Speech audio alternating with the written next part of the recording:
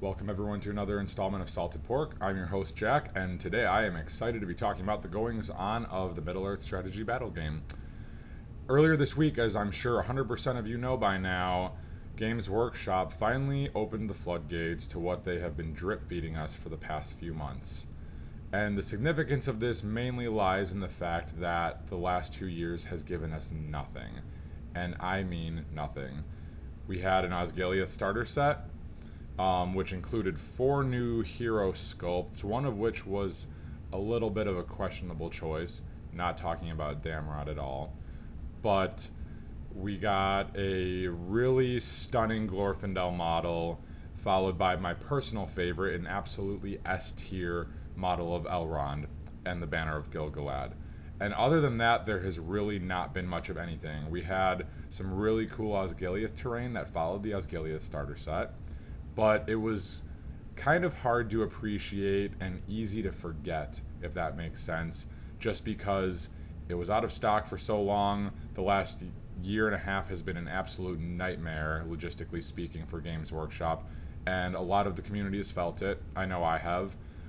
So I know a lot of people had a difficult time in getting their hands on some of this really cool scenery.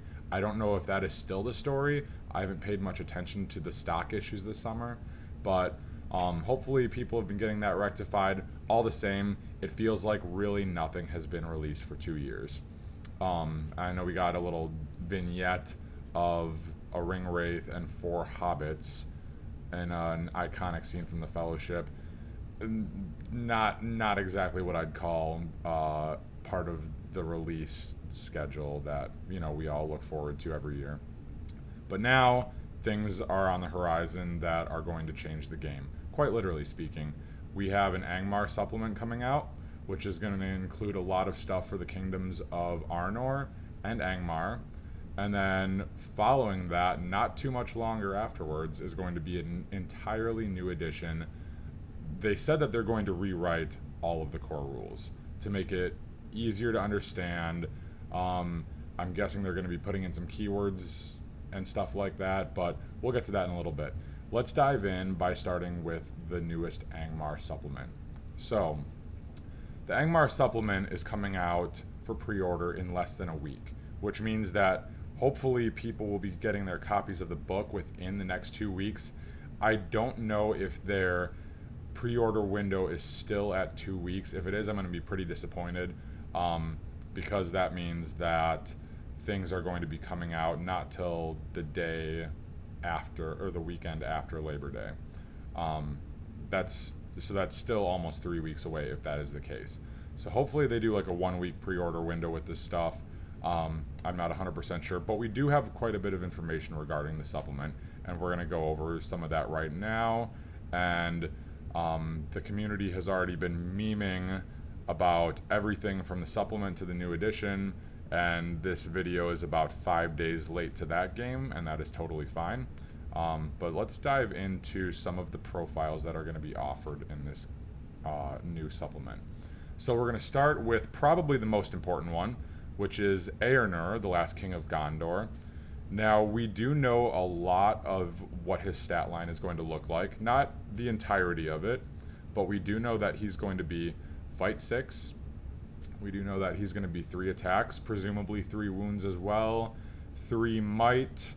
I would assume 3 will, although we'll get to that later, but he does have a special ability. It's more like a debuff than anything else, but it kind of makes him seem like one of the more weak-willed characters. So we'll see if he gets a full 3 will. I would expect he will. There's a possibility that he won't, but being the last king of Arnor, or the last king of Gondor, I would assume that he will be a 3 will character. I would also assume that he's going to be only 1 fate. He dies prematurely, and that is usually reflected by a single fate point, but it's Games Workshop. We don't know 100% what his heroic stats are going to look like, so possibly more than 1 fate. My guess is 1. Not really sure, but let's talk about his special abilities, because he has the most interesting ones of the lot, I would say. And when I say interesting, I mean the most why are some of these even a thing? So he has one special ability that's called a Fool's Challenge. What this does is it disallows him from declining a heroic challenge. Now, if you already played the game, or if you've played the game for any amount of time and have investigated heroic actions such as challenge, you know that the heroic action is pretty much worthless. I'm not going to go into that right now. I am a huge fan of trying to find uses for everything in the rules, including heroic challenge. I have run lists with 4 people who can call heroic challenge at once, and I still have never found a good use for it to date. I think I've called it once, regretted it. It's not a well-written rule at all, but let's leave that by the wayside for now. If somebody calls a heroic challenge against him, he is not allowed to decline. Going back to the possibility of him being less than 3 will on his profile. And we'll get to the backstory on that in a second. His second ability is called Master Duelist. This one is a little bit more useful. Now, at face value, it is not the most useful ability in the game. What it does is it allows him to match the fight value of any non-monster that's in the same fight as him. All of that stuff about having fight values, whether it's bat swarms, channeled transfix, fighting an invisible enemy, those are all done before he matches fight value. So what this does essentially is it allows him to be immune to bat swarms to an extent. And the same goes for like invisible enemies and channel transfix. You basically can't have his fight value and then go in and expect to auto match him. He gets to match whatever you send in there, unless it's a monster. And there are very few monsters out there that are less than fight 6 anyway. So getting him to debuff to a point where like you can send in a monster to kill him, you can just do that with the monster anyway. And obviously you are still able to call heroic strike on him with him. So at the end of the day, it's kind of a niche ability that will not come into play that much. So what models are in the game that are not monsters that are higher than his fight 6 already? There's a grand total of, I believe, 6. We have Gilgalad obviously at fight 9, Glorfindel at fight 7, Azog and Bolg both at fight 7, Boromir when he's carrying his banner at fight 7, and I cannot for the life of me ever think of the last one. There is one more. Glorfindel, Gilgalad, Azog, Bolg, Faramir. There is one. I don't remember what it is. Elendil, that's what it is. So whenever he's fighting one of them, he is allowed to match their fight value. Now, 2 of those only are evil. The rest are good. So when you go to a tournament, good versus good is completely fair play. Evil versus evil is fair play. Everything is on the table. When you play with a friend, a lot of people tend to play good versus evil. I do, and a lot of the rest of the community does, just because it's more thematic that way, unless you're practicing for lists for a tournament or something like that. But the only 2 evil models that he can match at face value are Azog and Bolg. So there's only 2 guys. Everything else that's higher, fight 7, fight 8, fight 9, fight 10, they're all monsters. Sauron, the Balrog, Ents, Eagles, Cave Drakes, and actually I think Cave Drakes might be 6, Dragons, Smaug, all that stuff. They're all monsters, trolls. So you can't match a monster's fight value. Now going back to the bat swarms and invisible enemies, so let's just say he's playing against the infamous Assault on Lothlorien Legendary Legion, and that legion is notorious for sending in bat swarms and their seeker missile spiders, whether they're enraged or not, into a fight, and having a powerful hero's fight value from 6, 7, 8 down to 3 or 4. And then they've got their fight 4 spiders who can tie. If those spiders are enraged, then they're beating them in fight value. So it's a really effective way to take out big threat heroes without having an actual big threat hero. I think the whole army caps out at fight 4 with the spiders. So not really a lot they can do without using their shenanigans. So what this is going to mean for him is he can now take his halved fight value, let's just say 3, and then if he's fighting a fight 4 spider or a fight 6 or 7 spider that's enraged, then he can just for free match up to that, and then he's not immune to, and then he's not susceptible to getting outfought. It'll still be a tiebreaker, obviously, but he at least has that shot of not just like automatically losing if his opponent rolls a 6. So that's really cool.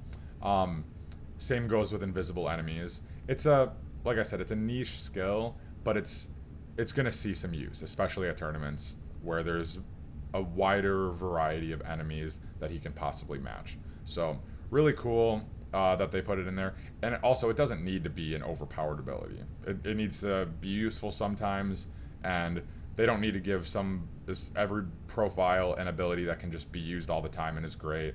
I know Aragorn has Anduril. Sometimes he's fighting enemies that he's killing on 4s anyway, and Anduril is kind of useless. But that's, I think, a pretty cool ability for him. Now, the other one, which is this Fool's Challenge. So the backstory on this is interesting. Basically, Eärnur was the son of the king Eärnil of Gondor, and Eärnil was going through his own wars when Arnor was starting to collapse in the 19th century of the Third Age. So he sends his son as a captain of Gondor, sailing north towards the Grey Havens with an expeditionary force, small by the standards of Gondor, and they arrived too late to save King Arvedui and the kingdom, but they met up at the Grey Havens with Círdan and the last remnants of Arnor that weren't dead yet. And they all joined together and they went east to defeat the Witch King and all of the rest of the Angmar army that was still alive. So they reach Fornost and they kill all of the orcs. They clean Arnor from the army of the Witch King, and then they actually reach the Witch King at Fornost. And the Witch King is so terrifying that he makes most of the horses turn and flee, including Eärnur's. He is challenged to combat by the Witch King essentially, and as he's charging in, his horse bolts, and the Witch King laughs at him. He gets his feelings hurt. He doesn't like it. Glorfindel ends up arriving with a host of Rivendell elves to save the day, and they drive the Witch King from Angmar. He flees back to Mordor and takes up his residence in Minas Morgul. Now, fast forward about 7 years or so, and Eärnur is now the High King of Gondor, because Eärnil has died by that point, and the Witch King challenges him again to one-on-one combat. He refuses, only because his steward Mardil talks him out of it. He's like, you can't do that, you're an idiot if you do that, and so he listens to his steward and doesn't go. Years later, the Witch King challenges him yet again to single combat, and this time he cannot be dissuaded. So he takes a small company of knights and rides past the gates of Minas Morgul to face the Witch King. He's never seen again, and that is the end of him. So that is reflected in his special rule, the Fool's Challenge, where he is not allowed to decline a heroic challenge. So it brings up a couple questions. Is Heroic Challenge going to be rewritten or even still exist in the new edition? We're not sure yet. We can assume that they are going to keep most of the heroic actions as they are, but Heroic Challenge is one of those ones that Games Workshop is actually acutely aware that nobody uses. And so whether it gets nixed completely or whether it gets rewritten, we're not sure. But another question that I have about his ability is, what heroic tier is he going to be? He could be a legend. He could be a valor. I don't think he'll be anything besides those two. He is the last king of Gondor, so legend is kind of fitting, but also Games Workshop just has a history of not exactly doing everything that we expect. So there's a possibility that he could be the same as Arvedui, which is a hero of valor. And that will kind of dictate who is able to challenge him and who isn't, because some of those guys that are legends that would like to challenge him won't be able to, knowing that he has to decline. So we'll see how that is affected by their choice of heroic tier. And I say this confidently, assuming that heroic tiers are still going to be a thing in the next edition. I don't think they're going to get rid of that, despite I'm sure they're going to be changing the way list composition and army building and all of that works. Whether they do away with warbands entirely, not 100% sure, but either way, I think people are still going to be given heroic tiers. It seems that if anything, they're going to be adding keywords, not taking keywords away, and the heroic tiers are keyworded abilities or things like that. So, not really sure what's going on with that ability. I'm not a huge fan of it right now. It seems very it's a debuff, but it's also like not gonna hurt him that much because it's like nobody who's gonna challenge him. I mean, nobody uses it anyway. So we'll see. We know he's fight 6. We know that he's 3 might and 3 attacks, and I think that is about it for now. Probably D7, strength 4, all of that. D5, I highly doubt it. Numenor seems to be on the decline by that point, so we'll see. Okay, moving on to the next profile. We have Aranarth, or Aranarth, however you want to say that, the son of Arvedui and Firiel. He is the last king of Arnor.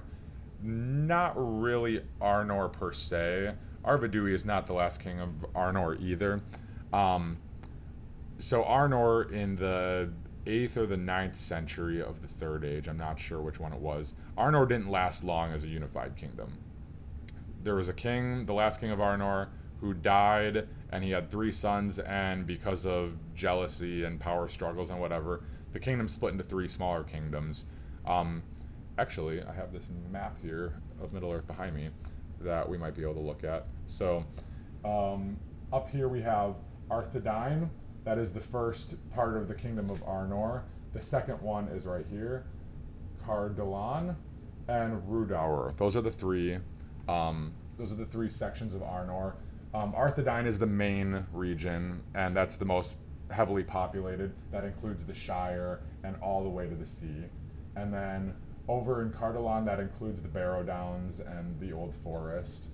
And then Rudaur is up here near Rivendell. Both of those are kind of just wastelands, sparsely populated, in ruins, if anything.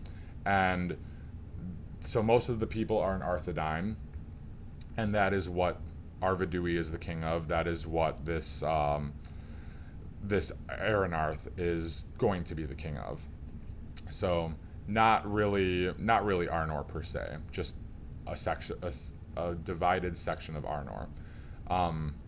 So he, as we know, is going to have the expert shot rule, which is where he gets to shoot twice. He joins a whopping 3 other models that have that ability. 2 really, with Haldir and Vrasku, but Legolas has the better version, so we'll include him. So expert shot gets to shoot twice, presumably will be a 3-up shoot value, just like the rest of the Dunedain. He has a special ability called Chieftain of the Dunedain, which we don't really know what that's going to entail yet. They haven't really spoiled a lot for him. He could be either a Halbarad on steroids or a worse version of Halbarad. I'm not really sure. Probably, 2 attacks, 2 wounds, 3-1-1. Halbarad's a 3-2-1, so maybe he'll be like a 3-2-2. It's hard to say. They didn't really give us a lot to go off of for him. His model is pretty sick, I think. In fact, I think all of these new models are pretty cool. They kind of seem like a little Age of Sigmar-esque style. Not the scale creep, but the detail creep, if that makes sense, which is pretty lacking in the Lord of the Rings line. And you know what? I'm okay with that, because I don't think that any of these models does not invoke the Middle-earth feel to it. I think that they did a pretty good job on all of them. The Men of Carndum are a little corny, but all in all, I think they did a pretty good job. So, all right, let's go on to the next profile. We have Argadir, who is a captain of Arnor, a named captain of Arnor, and he comes with a mounted and a foot model, which is pretty cool. So he was one of the earlier ones they teased, I believe, and so we do know quite a bit about him. He's going to be fight 5 with D7, 2 attacks, with the War Spear, thank goodness, and Master of Battle 5 up, just like the Iron Hills captains. He has Expert Rider, which is pretty cool. I'm one of those people who doesn't think that every single army needs every single tool available to them. But I do think it makes sense for Arnor being a standing army at the time to have cavalry, which they've never had before. So I'm glad he comes with a mounted version and also some Arnor knights to back him up as well. The thing I don't know 100% sure about him is his might and his courage.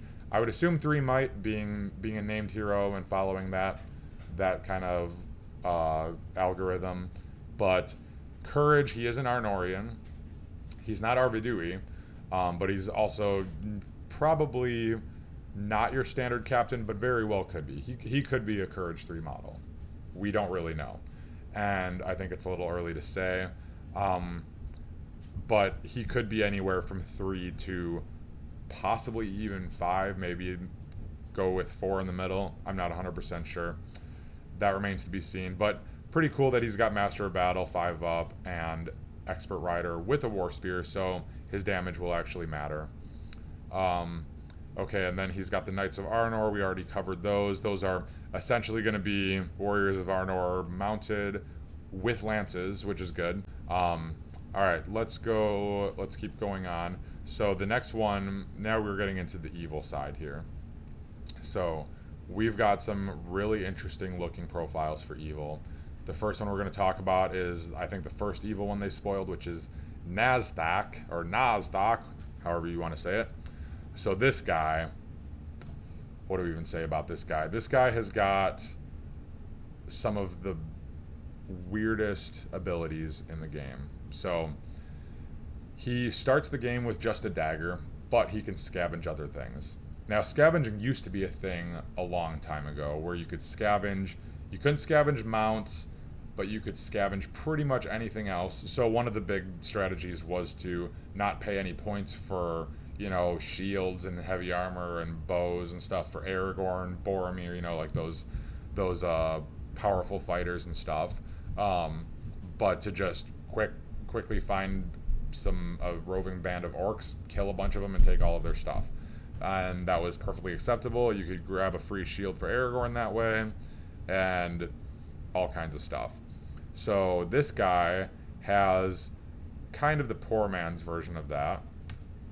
And when I say poor man, I mean he only has a dagger to start with, which means he's not great at killing stuff like Aragorn is right out of the gate. So hand weapons are all going to be, they've already said that they're going to be doing away with special strikes in the next edition. I would assume that they're leaving daggers as hand weapons and not going back to the archaic days of daggers counting as being unarmed. So his dagger will essentially just be a hand weapon for now. How many attacks is this guy going to have? 2, 3? 2 means he's a lot less adept at killing stuff, but at the end of the day, he can scavenge. Now, what is he able to scavenge and what is he not able to scavenge? There is a list so far of examples of things that he's not able to scavenge. One Ring, mounts, things that are inherently attached to his opponent, such as claws and teeth, venomous fangs, eagle claws, etc. Things that have not been included in that list would be stuff like elven rings, mirror of Galadriel, staves of power. So there's all kinds of things that people are looking forward to potentially plundering with this guy. And hopefully his FAQ is not very long, and they just come right out of the gate with a comprehensive list of what he can and cannot loot from people, like Mirror of Galadriel. Like, it's thematically it doesn't make sense, because a good object like an elven ring or a Mirror of Galadriel, really, that's got the elvish magic intertwined into it, built into it, really should not function for an evil character. It really shouldn't. But at the end of the day, then they have to leave it up to common sense, and that people aren't going to be using their common sense when using this guy. So Mirror of Galadriel, if he kills Galadriel, well, just let him have fun and take the mirror or her ring, one or the other. He can take Thrain's Master Forged Hammer, he can take Durin's Axe, he can take Aiglos, he can take all kinds of stuff from what we know right now. What kind of heroic actions will he have? That's going to be a big deal for what he's going to have easy access to or not. Otherwise, he's going to have to bring in a lot of friends and gang up on people if he wants to have a shot at looting stuff. Still, cool ability. I don't think it's broken.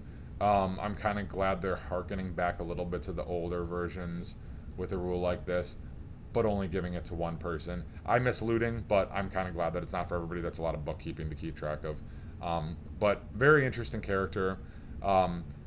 He's one of the few sculpts that I don't much care for. I don't know if it's the sculpt or just the studio paint job. Either way, not a huge fan of him, but an interesting character that I will more than likely be using at some point, if nothing else for narrative play. All right, moving along, we have the Shadow of Rudaur. This guy has no spoilers yet, other than a model. The model's pretty cool looking. He kind of looks like a hybrid between one Barrow White and the other pose of Barrow White. I don't know. He's an interesting looking character. He has a special ability that's called Herald of Doom. What this is exactly, I have absolutely no idea. If you have any better ideas as to what it is, feel free to drop those in the comments below, because I haven't seen anybody talking about it. I haven't seen anything that would remotely spoil it. I'm really not sure. Okay, now we looked at an orc and a white, and now we're going to move on to a couple of humans. So the first one is this guy named Aldrock. He is essentially a warlord of Karn Doom. We don't know anything about his stats. He could be fight 4, could be fight 5, could be 3 attacks, could be 2 attacks. Anyone's guess, really. He has an ability called Battle Frenzy, which is a free combat if he killed somebody in the previous turn. I do have an opinion on a rule like that. I will save it for later when we're talking about the newer edition. Interesting. It's an interesting ability, but I'm not going to spend a lot of time on this guy. I'm going to move along. I'll come back to his Battle Frenzy later. So the next one is a human shaman. Not a white, not an orc, definitely a human. Frecht, something Bohemian, German, something. He has an ability called Incantations of Power. Again, they gave us no information to go off of that, just the name of the ability itself. Presumably he's going to be along the lines of some of the other shamans.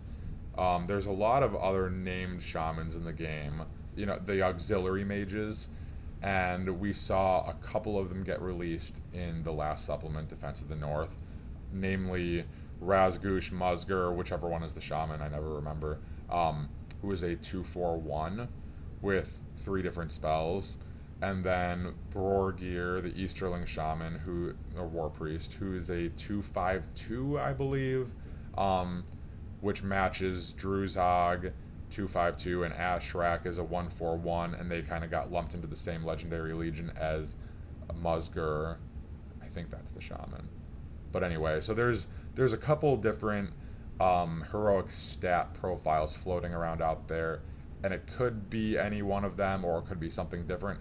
I don't think it's going to be your 1/3/1 generic shaman profile, but we don't really know 100% how powerful this shaman is going to be. He does have I'm excited to see what this ability of Incantations of Power is. I'm really not sure, but yeah, it sounds interesting. Weird, we don't really know anything about it. And then we have Warriors of Karn Doom to kind of fill out their war bands and hopefully be in the same army list as them. Those guys, I have no idea what their profiles are going to be.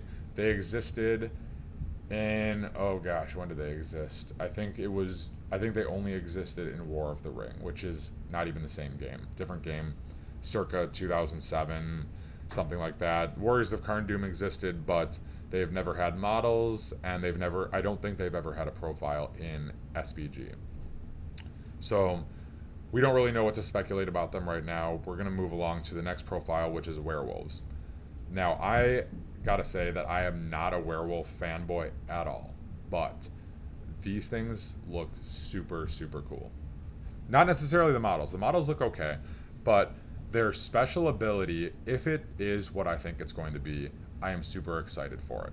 So they have an ability called Feral Charge.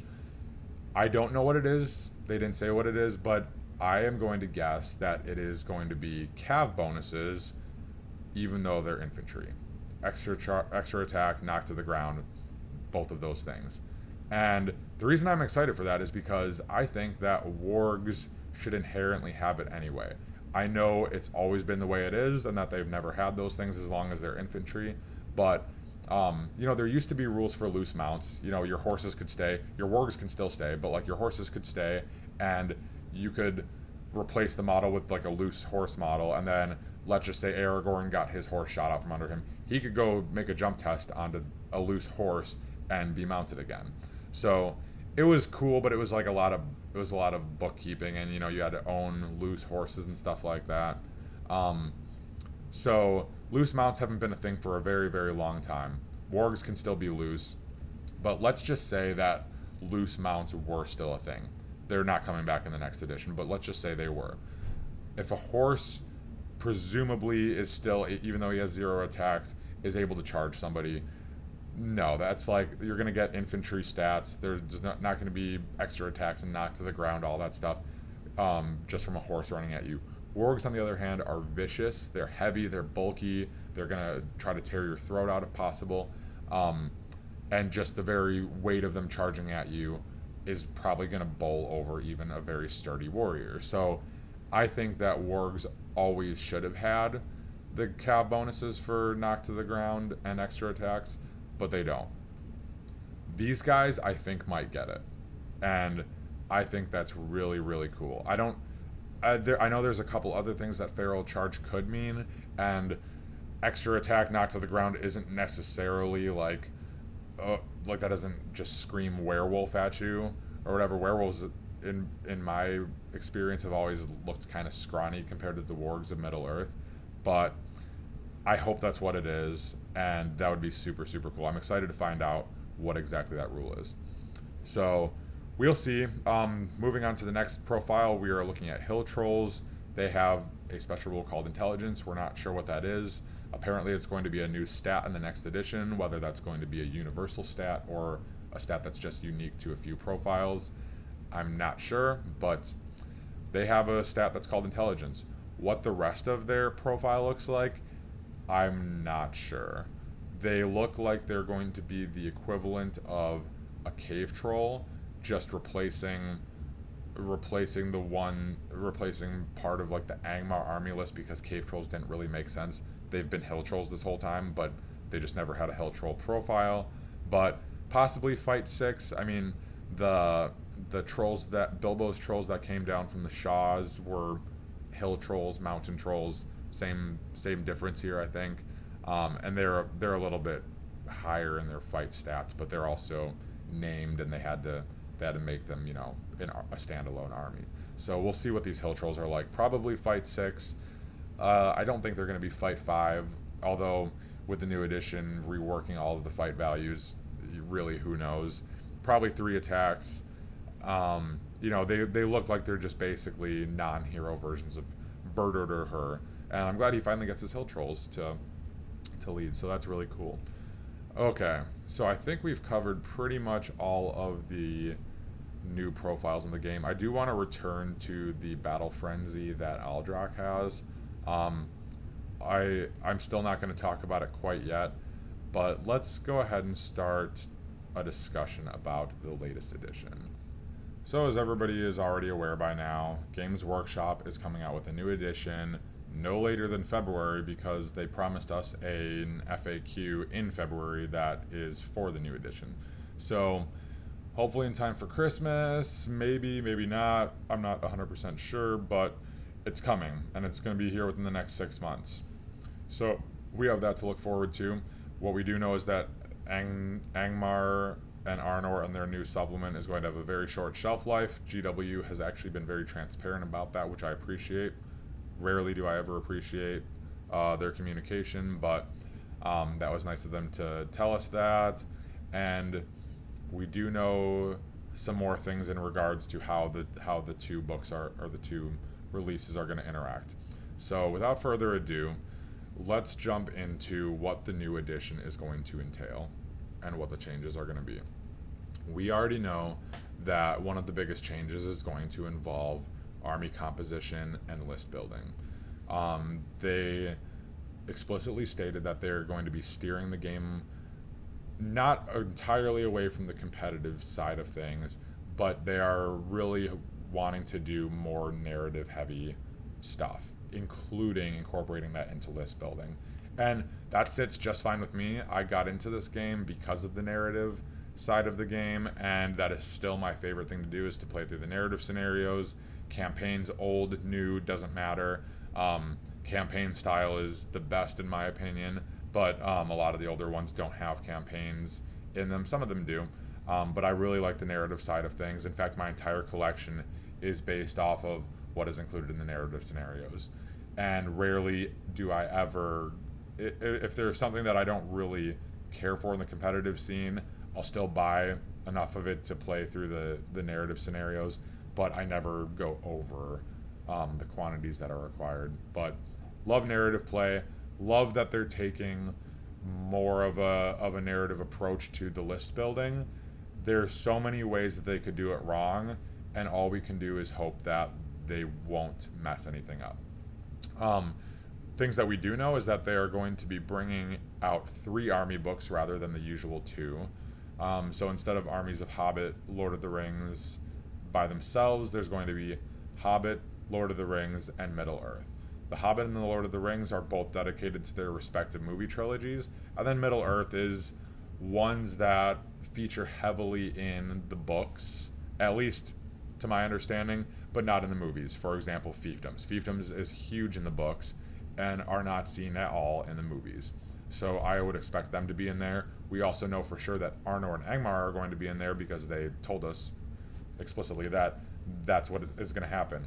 So on the initial release, we're getting Armies of Lord of the Rings, Armies of the Hobbit, and a free PDF that translates all of the currently coming out Angmar supplement into the new edition.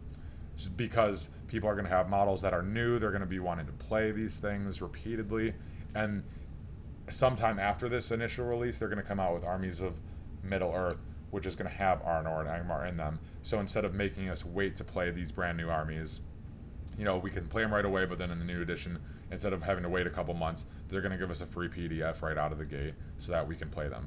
But they're going to show up later in the Armies of Middle-earth book.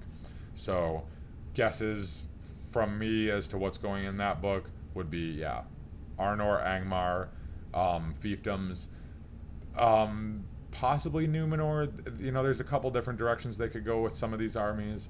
Numenor is, I think, a decent candidate for them. You can't just have like a book with like 3 armies in it, really. I mean, I guess you could, but I think Numenor will probably be in there, even though they show up in Lord of the Rings. It's a historical army. Same goes for Barad-dûr, and I'm just talking about the armies as we know them now. They could be completely redoing all of this stuff. They could just do a Gondor army and have like a historic Gondor, like Last Alliance, that kind of thing. Historic Gondor as in Arnor, Angmar era, and then and have those be in in the Armies of Lord of the Rings, and then have like a Minas Tirith version of Gondor, War of the Ring era, be in the Armies of Lord of the Rings in relation to the movies. It could go a lot of different ways. I feel like they're gonna dismantle a lot and just kind of reconstruct a lot of these armies from the ground up. Some of them they might just tweak or make minor changes to, but a lot of these I think are gonna get stripped down and just be completely rebuilt. So, following the Armies of Middle-earth is going to be a legacy PDF. No book, just a legacy PDF of armies that I don't really understand their reasoning behind it. I mean, I'm assuming it's because of range issues, and they can't offer every item from the range at all times, etc. But they did tell us straight up that there are going to be some armies relegated to a legacy document that is not available. You're not allowed to play them at official Warhammer sponsored events, which is like Throne of Skulls and the Grand Tournament at Warhammer World in Nottingham. So if you're not planning on going to either of those events, I think there might be one other one during the summer. But if you're not planning on going to any of the events at Warhammer World, you don't even have to worry about it. Like, most TOs are going to be allowing these things, I feel. I know Adepticon is, that's one of the major ones, but I don't think there's a lot to worry about it. We also don't know 100% for sure what armies are going into this legacy document. We all have our guesses, and I know that Khand is one of the biggest ones that comes up all the time. I would tend to agree that yes, they have not been touched. Their models, their profiles, their profiles actually have been touched, but the army itself, the models, the army composition, all of that has not been touched since their release in 2006. And I've been collecting them since the first week they came out.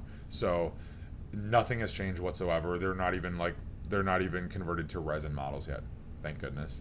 But yeah, those guys are probably getting relegated to Legacy because they don't feature heavily at tournaments. They don't.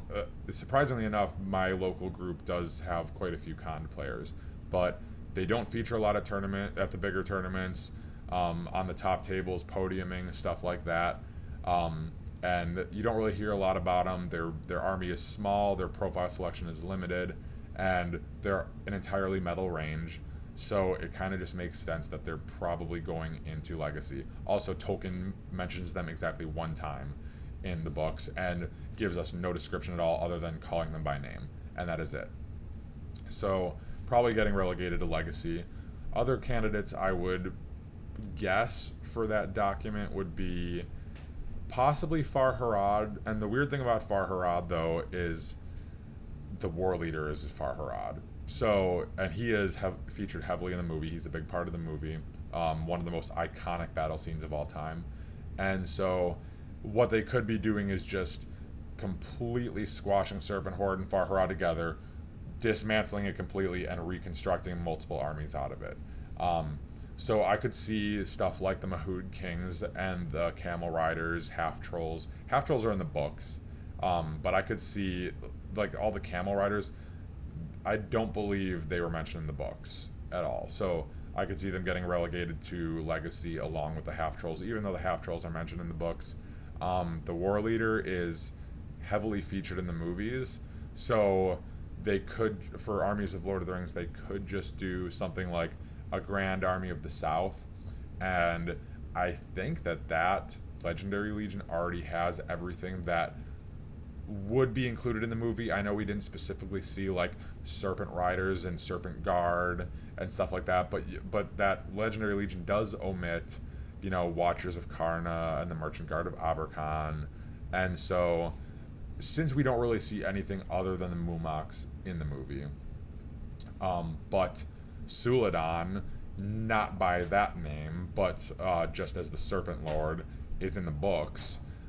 They could be doing some kind of reconstruction with the Grand Army of the South, Harad, Serpent Horde, and just making it into maybe 3 different armies, taking the 2 current armies, mashing them together, and then splitting them into 3, possibly even 4 more appropriate armies. I'm not really sure, but I would definitely put the Camel Riders into an army that might get relegated to Legacy.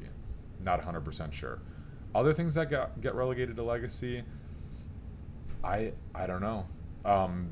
Middle Earth, I would assume, would get stuff like Sharky's Rogues and the Shire, because that is like an iconic part of the books that wasn't featured in the films.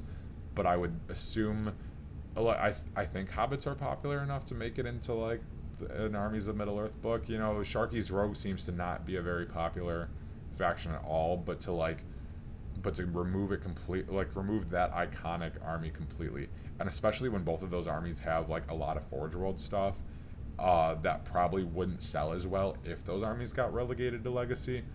I just don't think that's going to be the move by Games Workshop, but I really can't think of a whole lot of other armies that I would put into Legacy if I could guess. The Woses of Druidon Forest, maybe.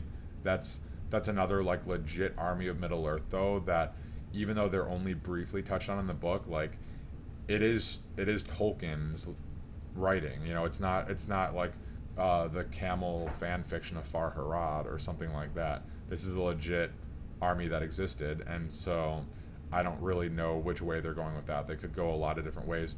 Rohan, I feel like, is going to just be deconstructed anyway into like multiple different legendary legion-esque armies, including like Paths of the Druidon, which like that's a big book legendary legion that existed, and how they could do away with that and not put it in armies of Middle Earth, I don't really know. But we'll see. We don't really know what the army building is going to look like. All we know is that there's going to be 3 books and a PDF to accompany. And then that's pretty much all I have to say about the list building stuff. Oh, besides, I don't know if there's going to be warbands or not. There probably will be. The warbands thing seems to be working out just fine. Whether they keep them all the same size or not, I'm not really sure. But that addition to the game seems to work out for competitive play, and I know that's not exactly the direction they're going. The only other direction I could see them going really is to just get rid of warbands entirely and make it like the old days, where it's either a free-for-all or go back to like Legions, where stuff was a little more thematic. Like you had Serpent Horde divided into 2 different things. You had Suladon's this and Golden King's that, and it was kind of like 2 separate armies that could ally with each other, but they could also ally with another different list of armies. So really not sure what they're going to do with that. It'll be interesting to see. So the next thing I kind of wanted to touch on a little bit was the heroic tiers and the heroic actions, what's staying and what's not staying. So I think that it's safe to say that the original 3 heroic actions are going to stay. Heroic, shoot, fight, and move. I can't really see them getting rid of march or strike, or pretty much just march or strike. Although I would like to see strike made into a D3 role. I think it is kind of ridiculous that somebody like Grishnak, who is fight 4, using a single point of might can. It's a lucky roll, I know, but the fact that it's still possible for him to match the Balrog in fight value, to me, is just utterly ridiculous. It makes sense for somebody like Elendil to be able to roll a 5 or a 6 and get there with a decent roll, but the game is. It's already, I think it's balanced enough as far as fight values without throwing a D6 modifier into there. It seems like a lot to swing one way or the other. Obviously, if somebody like Glorfindel is going to fight Sauron or the Balrog, they're gonna flub on a 1 or a 2 against the Balrog and then tie on the 3 up, and so this would make it so that he actually needs a 5 or a 6 to get up to tie him if they did D3. But I really hope and think that they might change that to a D3. It kind of makes sense. You don't have heroic strength going up D6. You have heroic strength going up D3, and that, granted, heroic strength is most of the time pretty useless, but heroic strike is what you're using to try to win fights. So strength is definitely more of a niche one. I do hope it stays, because it can help protect people who don't have heroic defense against stuff like monstrous charge, or people with multiple attacks who, instead of like trying to might all of their attacks to wound when they win the fight, instead it gives them a D3 boost in order to like just get the +1 on all of those automatically anyway in certain situations. So I hope that strength stays, even though it's not really used a whole lot. Resolve, I actually really like resolve, with the exception that the person cannot move. I don't like that they can't move if they're going to use resolve, because it just kind of turns them into a sitting duck, and then if the guy decides to like ignore this 6-inch bubble and go cast against somebody else, then it's kind of like, well, now I just wasted a might. Do it. Like, I don't know. I don't like the fact that you can't move. Like, especially Aragorn's the one guy who's like, if he's got nothing else to call, he's gonna be calling it every turn against magic users, because why not?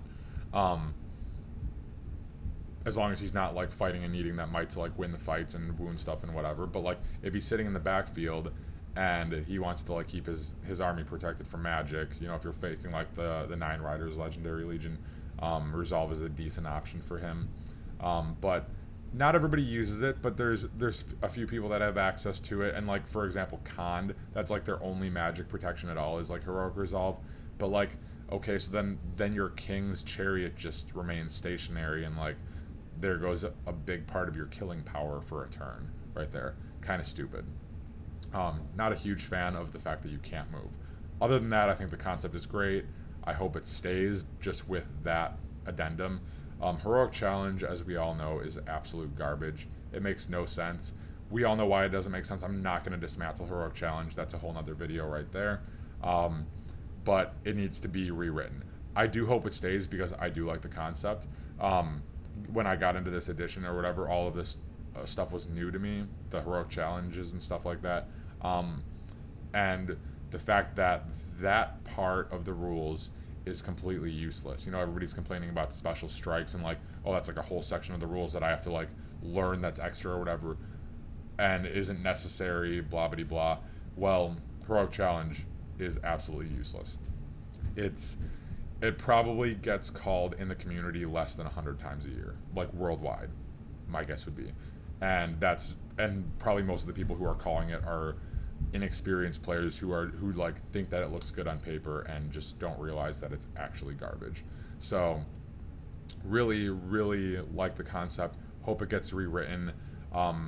There are a couple of ways that I would rewrite it, which would include like, you know, actually what I would do probably is not make it a heroic action, just give certain people the ability to call it, fewer than have the heroic action right now, but I would make it like a thematic ability for some people that doesn't require might at all, but does grant might back, you know, in the event of like somebody accepting it, they kill their opponent or whatever, it does grant might back.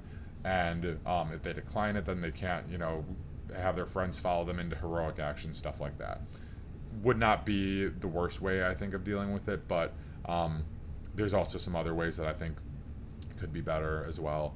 But I really hope that it gets rewritten so that it can actually be used instead of just getting the chopping block from the get-go.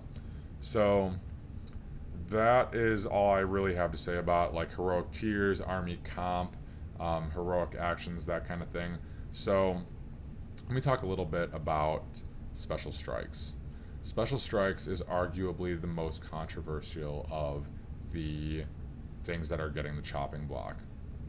And I know they really want to go the narrative route and kind of steer away from the competitive scene a little bit, and Special Strikes tend to be more of a competitive thing. I am not a competitive person. I play in the competitive scene. I don't play to win most of the time.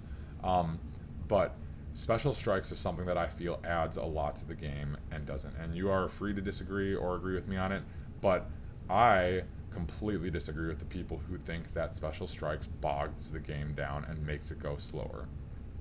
So when I teach a new player how to play the game for the first time, and I've taught upwards of a dozen, if not more, from day one, and my number one recommendation to new players is to memorize the wound chart. Memorizing the wound chart is just automatically given. And then the other thing, which is like it's optional and it'll just come with time, is memorize the profiles, especially just get a feel for like the algorithm of what your base stat line is, what the points value for it is, and then kind of like what Games Workshop expects by adding on or subtracting as far as points wise, and what that looks like on the wound chart as well. But the wound chart should be an automatic memorization, and then if you don't know what the fight value of an Osgiliath veteran is, that's fine. Like, I don't expect everybody to know like what the fight value of an Osgiliath veteran is, or like what the defense of a Rohan Outrider is. I don't expect you to have all of that stuff memorized, but like get a good feel for like, okay, your base man is fight value 3, strength 3, defense 3, with no armor, 1 attack, 1 wound, courage 3. You have timid men like the Mahood and the Arnor guys that are courage 2. You have stronger men who are strength 4, like the Dunlendings and stuff like that. You have exceptionally disciplined men like the Easter. Anybody who's fight 4. I don't think there are any fight 5 men, warriors, other than Easterlings and fiefdoms when they're by their respective hero. Actually, fiefdoms can get up to fight 6, but anyway, kind of get an idea for like the base stat line of the game, because that will make everything. I mean, if you don't have the wound chart memorized, you're bogging down the game anyway, because every single time you win a fight, you are checking that wound chart to see like what you're doing, and if you're not fluent in it, and even if you don't have to look at it, and you're still standing there thinking, okay, I'm strength 4, defense 7, so you're higher than 2 above my strength, so I need a 6 to wound you. Okay, looking for like that's bogging the game down. That is legitimately bogging the game down, and I don't really mind if I'm playing against a new person, even at a tournament. I don't care if I'm playing against a new person and they're sitting there thinking like, oh, okay, what do I need to wound you, and they're like checking and cross-referencing the wound chart. I don't mind it, but that is what actually bogs the game down. So I mean, if you have somebody there who's been playing for a while and has actually taken the time to learn the rules, not at an event, in a casual game with friends, or just even playing it by themselves and practicing charging a couple models at a time or whatever, then analyzing the strength and defenses and fight values and stuff don't really matter. It does not take that long, and that is not what is bogging the game down. So the fact that they're chopping it with the excuse of it bogs the game down and a lot of people forget about it, to me is absolutely bizarre. It doesn't make any sense, and I don't, maybe I don't know something that the analyzers over in England know, but to me it's just really a knee-jerk response to nothing that needed to be fixed, and everybody I know who actually plays competitively is disappointed about it. And I'm frankly not very happy about it. I will live with it. I think if the rest of the new edition is okay, and it goes a direction I like and doesn't cut out too much or something like that, then whatever. But anyway, I'm gonna actually go back for a second and talk about the battle frenzy of that one guy, Aldrock, I believe his name is. That's bookkeeping. That's adding bookkeeping to the game. And do you know how many times I've been playing a game with somebody and neither one of us can even remember like what happened the previous turn? Like if somebody forgets to mark down that they spent a might on something, or like I'll ask, how much might does your guy have? 1. Oh, like 1? What did you spend 2 on already? Like I don't remember that. And then we're both sitting there thinking like, what did I spend 2 on? Like maybe I should be at 2 might or something like that. It's so easy to forget what happened earlier in the turn, let alone the previous turn, that it's something else to remember, that if you have to stop and pause for 5 seconds to remember whether he killed somebody the previous turn or not, like, yeah, obviously, and it's not like your opponent's job to remember what you're doing, and so like if you're playing this guy, then that's on you to remember whether he killed somebody, and you're confident that who could forget whether he killed somebody the previous turn or not. Well, I don't know, but it happens, and that's just like one more thing to remember, that you're trying to get rid of these special strikes to for the sake of the flow of the game and bookkeeping and stuff, but then you're going to add something like that. And I really don't dislike the rule. I don't dislike his rule at all, just in conjunction with getting rid of special strikes. I think it's not I think it's not hypocritical, but I just don't think it's consistent with what they're trying to get at. So I really am disappointed about the special strikes. For me, getting back into this edition, having completely skipped the Hobbit edition when it came out, like I was playing the one rule book all the way from when that came out in 2004, 2005, whatever, all the way through to 2018, and actually pretty much into 2019 is when I finally started to like be comfortable enough with the new rules to where I was like okay playing those all the time. So I played that rule set for 15 years and completely skipped the Hobbit. So when I came to this edition, those were brand new for me, and it was great because even the first few games that I played in this edition, I was not using special strikes, but like after a while, I was playing Easterlings at the time, and I'd been playing Easterlings since they came out almost 20 years ago. And the first few games, half dozen games or so, even after those, I was feeling like, man, like this new edition isn't quite what I thought it was going to be. I thought it was going to be a little fresher, but like my spells, I have Kamul and stuff. I was like, my spells still do the same. My stat lines are all the same. Like nothing has really changed with this game at all. And like, is that it's not quite the refreshing thing that I thought it was going to be. And then I started reading into like brutal power attacks and special strikes, which were brand new to me because I skipped the Hobbit edition, and it really added that layer of depth that brought me back into the game. Now, can I play without them and still be okay with it now? Yes, but I really, really like that added layer, and for somebody who's fluent in it, I don't think it bogs the game down. And even if you're not fluent, like people are more than willing to like, to help you through stuff. Wait a little bit. I understand there's people that really like to play fast. They come from a competitive background, or they just like to be competitive anyway, and they like to play fast. They like to like be timely in their games and stuff like that. Well, be considerate of your opponents at all times, as always. And if you are not fluent in using special strikes, then have the common courtesy to not use them against somebody who cares like that. And I know that's going back to like, okay, well, we're trusting everybody to use common sense, which is never going to happen. I get that. But like, just eliminating an optional rule completely from the game because it was often forgotten or overlooked. No, it wasn't often forgotten or overlooked.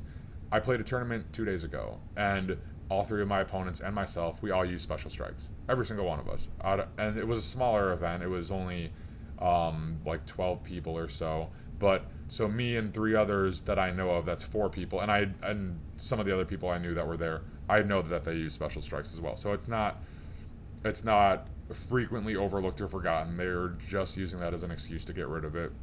And like, if you want to just get rid of it because you don't want it anymore, just say that. But to try to say like it's not used often and forgotten, and that it bogs down the games, it bogs down the rule books, it's just extra fluff. Well, yeah, it is extra fluff. It's extra fluff that a lot of us enjoy. Nobody's required to learn those special strikes, and they add a lot for the people that do use them. And if you are frequently forgetting them or overlooking them, then like, how would you even notice whether they made it into the new edition or not? Like, them coming into the new edition does not affect you at all if you don't use them and you overlook them. Your opponent uses, like, continuing to be able to use them, it does not really affect you. Like, sure, you will face somebody that uses them, and maybe it'll annoy you because like you aren't quite at that level, and that's fine. But like, they're not bogging the game down, and if they are bogging the game down, ask them nicely to maybe not use special strikes because they don't know exactly what they're doing and they're not familiar with your army and whether they should be piercing, striking, or feinting, or stabbing, etc. But yeah, they did not need to be eliminated. If anything, a couple of them needed to be slightly reworded to be more useful. Bash, stun. I think whirl was actually fine. Whirl was great because I was able to convert some of my Hobbit militia to carry whirls because they're fight 1 already. And then, I gave some of my Numenor warriors whirls just to like add a little bit of flavor to an army that seemed kind of vanilla. And I love Numenor, but there's only so much you can do with them from a creative standpoint. So giving them a few whirls was just kind of like my way of adding a little bit of extra to an otherwise pretty vanilla army. So I'm not happy about it. I will live with it. Hopefully, if the new edition completely bombs, then who knows? I might be finding myself playing the current edition anyway. But I'm not going to be a negative Nancy or a naysayer. That is my opinion. You're welcome to disagree with it, but I really am not a fan of them getting rid of it. And I know a lot of people have been outspoken. Actually, the people that have been the most outspoken have been the ones that wanted them gone.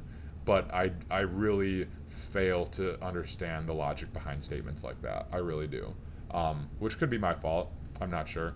But it's something that I'm not really enthused about. And then that leads me to another thing that I'm not really enthused about, which is the reworking of fight values. So they weren't specific as to what that meant by reworking the fight values, but they did specifically mention that that the range of fight values between 3 and 6 is very congested, and so they were going to try to like spread them out a little bit more. Okay. Um, did you ever think that maybe the 3 to 6 range of fight values is congested because like that's what most of the things fall into? You know, 3 is your base man fight value stat. 4 is like, you know, cheapo heroes, but like trained warriors that have a little bit more discipline and whatnot. And then 5 being like the elites, the elite men, pretty much all elves. You know, elves used to be fight 6 or in the original couple editions. Elves were fight 6. I'm hoping that when they make an effort to like redistribute the fight values, that they don't bring elves back to fight 6, because honestly, uh, in the original editions, when a single elf can easily take on a ring wraith in one-on-one combat, it didn't really make a whole lot of sense. Granted, the ring wraiths back then did not have might or fate. They were D8, so it was still hard for an elf to kill a ring wraith. But just having fight 6 versus fight 5, and there was no elven blade. The elven blade actually back then just meant hand and a half weapon. But so there was no like, okay, fight 5 versus fight 5. The elven blade gives you a slight edge in that regard, which is what it is today. But at least the ring wraiths can take might and will, or might and fate, to avoid, you know, just losing a fight to an elf by rolling a 5 and them rolling a 5 as well, and then, you know, elven blade kicks in. But yeah, back in the day when it was elves were all fight 6, it was kind of just stupid that they could just go one shot a ring wraith if they wanted to. But anyway, so hopefully they don't make elves just base fight 6. Really, if anything, I wanted the profiles to remain untouched as far as fight values, with a couple of exceptions. Like, I know everybody hates Azog. I hate Azog. I think that an orc being fight 7 doesn't really make a whole lot of sense. Even though it's not necessarily just like their prowess with a blade. It's like how good they are at winning the fight. So prowess with a blade in conjunction with just sheer brutality and like you know, stuff like that. How good are they at winning the fight? Fight 7, like, okay, like I can kind of get over him being fight 7. It would be a lot easier for me to get over him being fight 7 if I wasn't already mad about him being in the movies in the first place. But there's not really a whole lot I can do about that. They're not going to take Azog out of the game. So I was kind of hoping we would see him drop to fight 6. I obviously don't think that's going to be the case now that they're trying to like spread stuff out of the fight 3 to 6 range. So, but I could have definitely seen Glorfindel getting a bump to 8, possibly even 9. Especially if they rework Strike to be like a D3 or something. You know, he's known for doing battle with many Balrogs, and if it took him a 5 or a 6 on his strike roll just to tie the Balrog, I think that'd be kind of weird. Also, I think he should just automatically beat Azog, the likes of Azog and Bolg in a fight anyway. He shouldn't be fighting Treebeard, fight 8 characters like that anyway. So I could see the argument for bumping him to at least fight 8. Other heroes that might get a fight value retweak, I didn't really think there needed to be a lot of them. One guy I always sympathize with is Durbers, who is stuck down there at fight 4, and he can get up to fight 5 if you know, that Groblog guy's around and actually gets his roll, which he never does. And then I think he's able to take advantage of the army bonus too, which that's one of the worst army bonuses. Obviously, that's probably all going away anyway. But I really don't think a lot of the fight values need to be reworked. As far as warriors go, I really don't think any of them need to be reworked. I think that they are all okay the way they are. I can't if they're gonna try to like take stuff out of the 3 to 6 range and spread that to like to be over like a 2 to 7 range. So what would get dropped to 2? Maybe Grima if he's not fight 2 already. I think Grima might be fight 2. I think some other non-combatants would be fight 2. But there's not a whole lot. The only fight 2 I can think of really would be like Hobbit Archers. One of Bard's daughters is fight 2. Grima might be fight 2, and then like Moria Goblins and stuff like that. I don't think we really need to spread like your basic Rohan warriors to fight 2 or anything like that. I also don't think that, you know, oh, the warriors of Minas Tirith are like a trained army or whatever, so they should be like fight 4 inherently. No, I don't think so. Fight 3, I really don't have a problem with anybody's fight value at all. Especially now that like the Easterlings have access to better fight to make up for their complete lack of strength 4 in the army. Then yeah. All and actually back to special strikes really quick. I think if they got rid of weapon swaps, I think I'd be okay with that. But like not allowing having orcs being able to take like picks or swords, and then like the two-handers having like just two-handed weapons, and it could be whatever you want. It could be a two-handed axe, a two-handed pick, a two-handed sword if you really wanted to.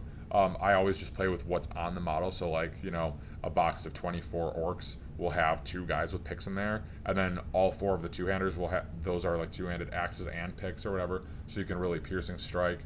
And it's a risk-reward system and really doesn't need to be changed in my opinion.